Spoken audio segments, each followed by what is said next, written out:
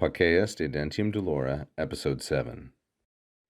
Cum enim tempus ad hoc necessarium minime fuerit concessum, fere obiter tantum momenta istius morbi praecipua attingere volui, spe fretis eximia, deum conamina haec mea coelesti benedictionis suae rore gratiose perfusurum. Here, Pacheus is giving a little bit of an explanation for why he's not going to be able to treat the topic fully.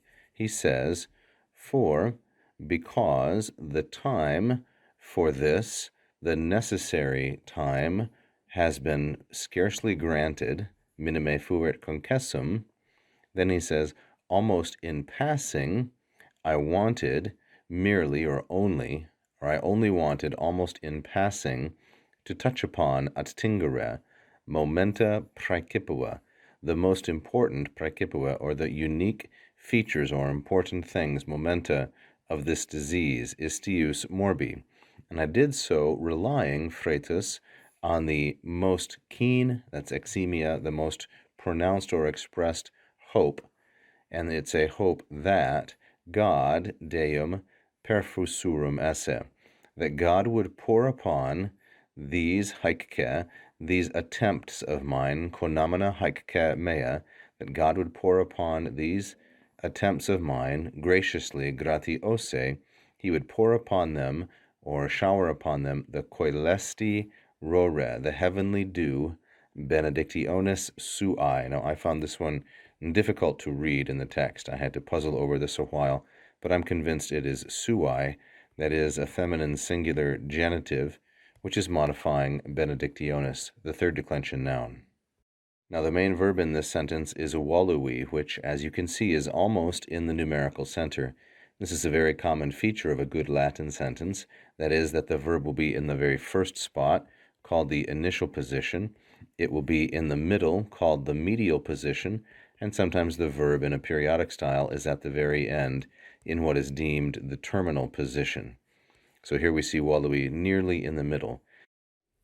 Now the verb with cum here is going to be fuerit, and I'm taking cum as causal, for because the time granted, tempus concessum, the time granted was, fuerit, was barely necessary or hardly adequate. So the necessary time was barely given. In other words, he didn't have nearly enough time ad hoc for this task. So because that was the case, volui attingere, I decided to touch upon, then the object is momenta, which is neuter plural, and accusative, the object of attingere, third conjugation verb, and it means the important things.